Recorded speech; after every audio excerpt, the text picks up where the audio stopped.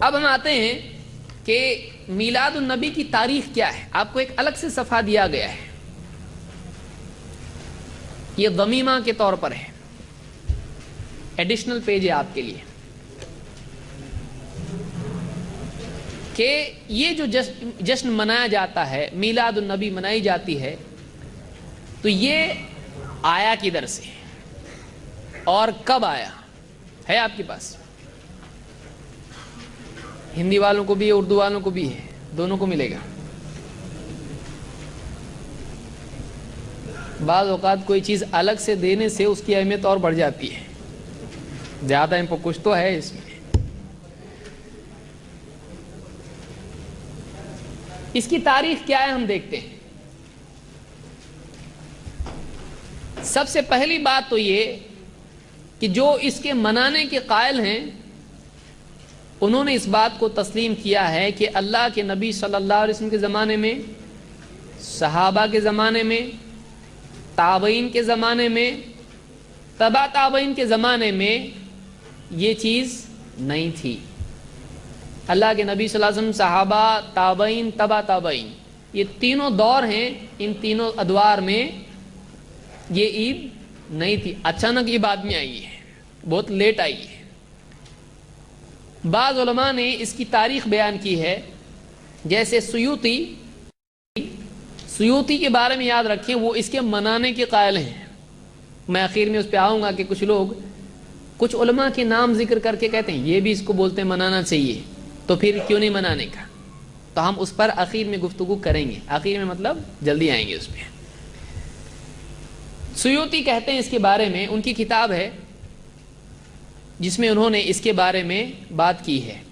سیوطی کہتے ہیں کہ وہ اول من احدث فعل ذلك صاحب اربل، سب سے پہلے جس نے اس عمل کو، میلاد النبی کا عمل، میلاد منانے کا عمل، نبی صلی اللہ علیہ وسلم کی پیدائش کا دن منانے کا عمل نکالا، احدث، نیا عمل نکالنا، جس نے سب سے پہلے کیا، نبی صلی اللہ علیہ وسلم تھے؟ نہیں. کون تھا؟ صاحب اربل. اربل عراق میں ایک علاقے کا نام ہے. آپ عراق میں، آپ میپ میں آج بھی دیکھ سکتے ہیں، دو علاقے ہیں، موصل اور اربل. آپ جو گوگل میپس میں بھی اس کو ڈھونڈ سکتے ہیں، اور گوگل میں زیادہ نہیں ڈھونڈنا، بہت کچھ کام کی چیزیں دیکھنا، اعتبار کی چیزیں لینا. ورنہ بعض لوگوں کے مفتی صاحب، مفتی گوگل، اسی سے جو ملتا ہے لے لیتے ہیں. ایسا نہیں ہونا چاہیے. میپ کی حد تک ٹھیک ہے، نقشہ تو نقشہ ہی ہوگا، بدلے گا نہیں. اسلام کے لیے بہت احتیاط کرنا چاہیے.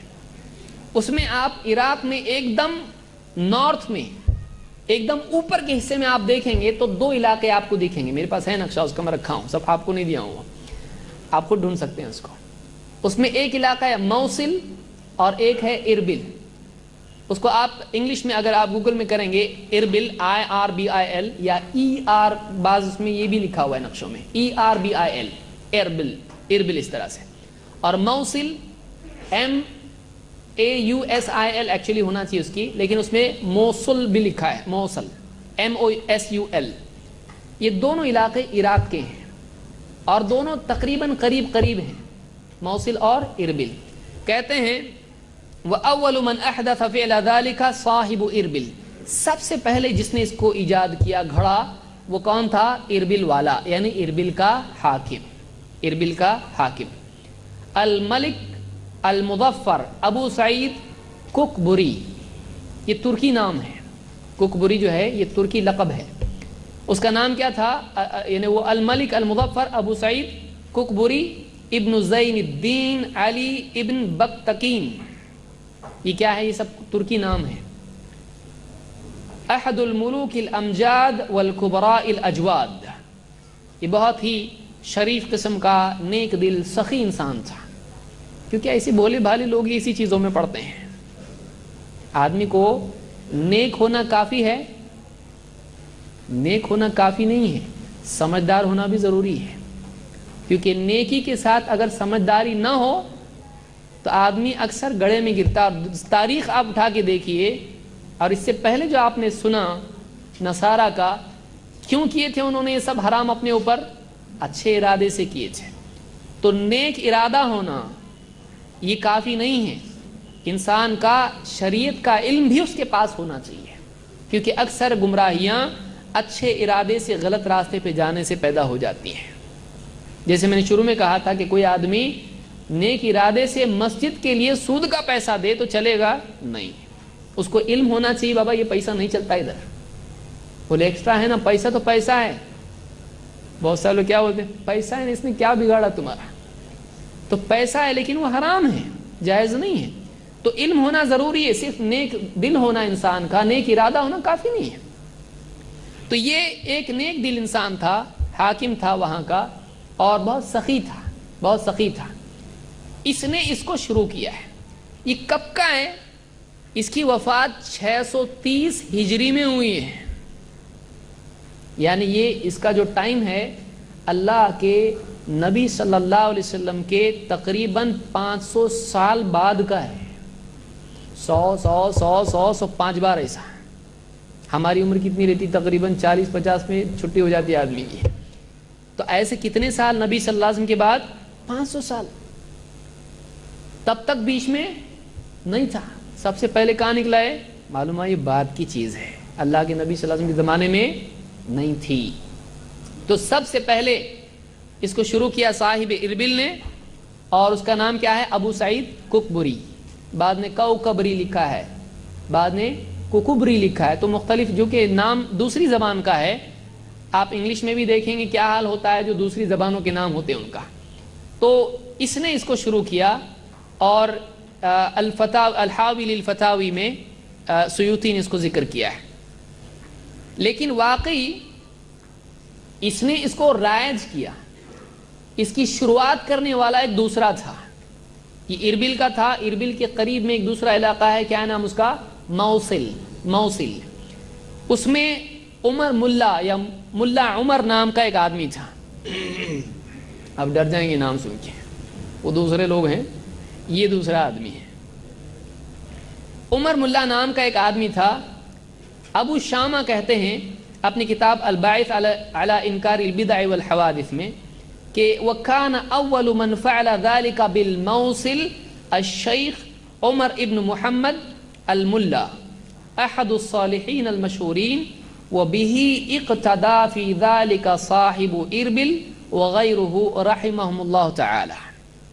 ابو شامہ بھی اس کے قائل ہیں، میں اسی لیے ان کے اقوال ذکر کر رہا ہوں کہ وہ خود کہہ رہے ہیں کہ کس نے نکالا اس کو، جو مانتے ہیں وہ خود کیا کہہ رہے ہیں، کون لائے ہیں اس کو۔ کہتے ہیں کہ سب سے پہلے یہ جو میلاد یا مولد جس کو عربی میں کہا جاتا ہے، عرب اس کو عام طور سے مولد کہتے ہیں، ہمارے یہاں میلاد اس کو کہا جاتا ہے، دونوں کے ایک ہی معنی ہوتے ہیں۔ سب سے پہلے میلاد منانے کی شروعات کی موصل میں کس نے؟ ملا عمر نامی ایک انسان نے، جو نیک آدمی تھا اور مشہور تھا، بہت نیک آدمی ہی ہے، اور اسی سے یہ عمل لیا کس نے؟ اربل والے نے۔ تو اربل میں بھی کہاں سے گیا یہ؟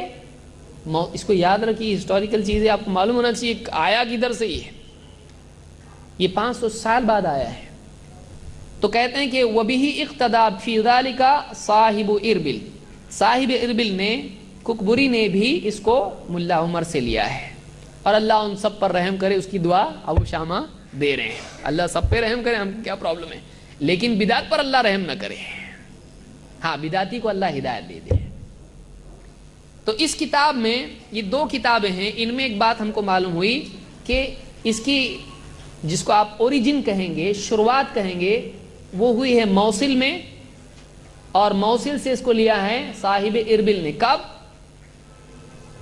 اس کی وفات 630 میں ہے۔